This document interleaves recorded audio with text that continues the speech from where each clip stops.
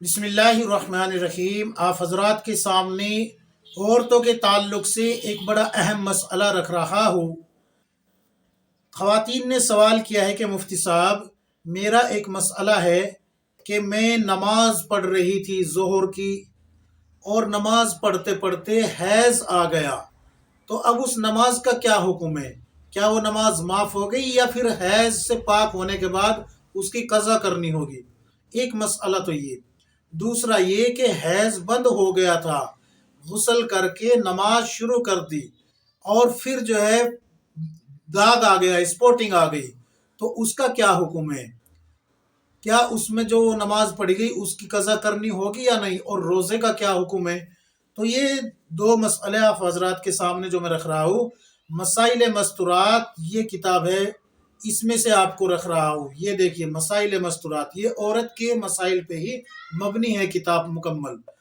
تو اس میں صاف لفظوں میں لکھا ہے کہ جب عورت نماز پڑھ رہی ہو اور اس کو حیض آ جائے تو اس کی وہ نماز فاسد ہو گئی، ختم ہو گئی۔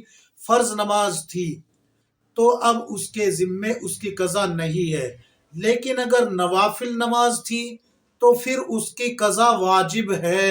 کب؟ حیض سے پاک ہونے کے بعد۔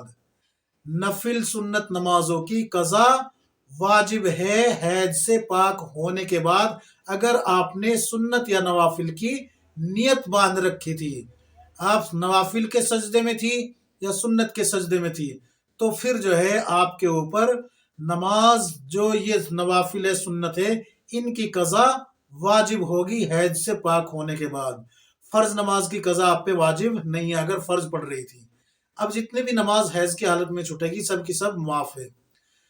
رہا مسئلہ روزے کا، تو روزہ تو بہرحال آپ حیض سے پاک ہو کے، اگر آپ روزے کی حالت میں تھی اور آپ کو حیض آ جاتا ہے تو آپ کا روزہ ٹوٹ گیا، آپ اس کی قضا کرے گی حیض سے پاک ہونے کے بعد۔ مثلا رمضان کا مہینہ ہے تو رمضان کے بعد قضا کرے گی، اور اگر نوافل روزہ تھا یا کوئی منت وغیرہ کا واجب روزہ تھا تو اس کو جو ہے حیض سے پاک ہونے کے بعد پھر آپ اس کی قضا کرے گی۔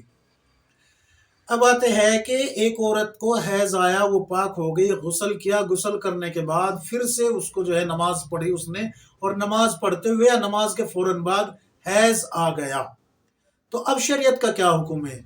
تو وہی حکم ہے یہاں پر بھی کہ اگر آپ جو ہے سنتوں کی نیت باندھ رکھی تھی یا نوافل کی، تو وہی حکم ہے جو پیچھے میں نے بتایا ہے، اور فرض کا بھی وہی حکم ہے، قضا نہیں کرے گی آپ کی۔ اور یہاں پر یہ یاد رکھے کہ اگر آپ کو 3 دن حیض آتا تھا، اگر 3 دن سے 1 منٹ بھی کم ہے حیض، تو پھر حیض نہیں ہے، وہ بیماری ہے، اس میں آپ کو تمام نمازیں پڑھنی ہوگی تازہ وضو کر کے، ہر نماز کے لیے تازہ وضو۔ لیکن اگر 3 دن پورے ہو چکے تھے اور آپ کی عادت 3 دن تھی، یا پھر 5 دن تھی، 5 دن پورے ہو چکے تھے اور آپ غسل کر چکی تھی، اور پھر آپ نماز پڑھتے ہوئے یا نماز کے فوراً بعد یا نماز کے 1 گھنٹے بعد یا ایک نماز کا وقت گزرنے کے بعد آپ کو پھر سے اسپوٹنگ آ جاتی ہے، تو یہ آپ کا حیض ہی شمار ہوگا اور اس کو عادت کی تبدیلی شمار کیا جائے گا۔ مثلا آپ کو 5 دن حیض آتا تھا، تو اب جو ہے آپ دیکھیں 3 دن آتا ہے، 2 دن آتا ہے یا 1 دن آتا ہے، اسپوٹنگ جو آتی ہے، تو پھر آپ کے یہ دن جو ہے حیض کے شمار ہو گئے۔ اگر اسی طریقے سے 10 دن پورے ہو جاتے ہیں، جیسے 5 وہ ہو گئے پیچھے اور 5 اور آتے ہیں، 5 دن اور آپ کو حیض آتا ہے، تو یہ 10 دن تو حیض کے شمار ہو گئے۔ اس میں تمام نمازیں آپ پہ معاف ہیں اور روزے کی قضا کرنی پڑے گی۔ اگر 10 دن سے زائد ہو جاتا ہے تو 10 دن تو حیض کے شمار ہو گئے، اور باقی کے دن جو ہے استحاضہ بیماری کے شمار ہو گئے۔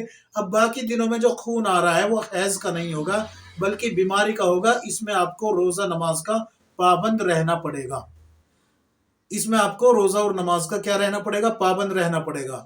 اگر آپ کو حیض آیا 3 دن یا 5 دن، اور 5 دن کے بعد پھر 10 دن بعد آپ کو حیض آ جاتا ہے، یا 3 دن حیض پورے ہو گئے اور پھر 10 دن کے بعد حیض آ جاتا ہے، یعنی کہ 15 دن سے پہلے اگر آپ کو حیض آ جاتا ہے تو پھر وہ حیض نہیں ہوگا۔ یاد رکھے، پاک ہونے کے بعد 15 دن سے پہلے، جیسے کہ آج پاک ہوئی اور آج سے 10 دن بعد حیض آ گیا، 12 دن بعد آ گیا، 13 دن بعد آ گیا، 14 دن بعد آ گیا، تو یہ حیض نہیں ہوگا بلکہ یہ استحاضہ ہوگا۔ یہ استحاضہ ہوگا. لیکن اگر 15 دن کے بعد آتا ہے، جیسے کہ آج 15واں دن ہے، ابھی آپ صبح 6 بجے حیض آیا تھا آپ کو پچھلی مرتبہ، اور آپ کا مکمل وقت ہو کے مکمل ہو گیا، اور اب 15 دن کے بعد 6 بجے یا اس کے بعد حیض آ رہا ہے، تو یہ حیض شمار ہوگا. عادت کی تبدیلی اس کو کہہ سکتے ہیں. لیکن اس میں آپ اب کسی معتبر ڈاکٹر سے مشورہ کریں کہ مجھے اپنی لائف میں کبھی ایسا ہوا نہیں، اب جو ہوا ہے یہ کیوں ہوا ہے. ہو سکتا ہے ہارمون سنتولن بگڑنے کی وجہ سے آپ کو جو ہے یہ ایک استحاضہ یعنی ایک بیماری لگ گئی ہو، تو ڈاکٹر سے مشورہ کریں. اگر ڈاکٹر کہتا ہے کہ یہ حیض نہیں ہے بلکہ ایک بیماری ہے، تو پھر آپ اپنے قریبی علماء سے اس میں مشورہ کریں کہ علماء سے کہے کہ یہ مجھے استحاضہ کہلایا جائے گا یا حیض کہلایا جائے گا. جو حکم وہ لگائیں گے پھر آپ اس پہ عمل کریں گے. یہ تمام مسائل میں آپ حضرات کو بتائے، مسائل مستورات آپ کھول کے دیکھ لیجئے. اللہ تبارک و تعالی ہم سب کو کتاب و سنت کے مطابق زندگی گزارنے کی توفیق عطا فرمائے. اللہ رب العزت ہم سب کو تقوی اور طہارت والی زندگی عطا فرمائے. آمین یا رب العالمین.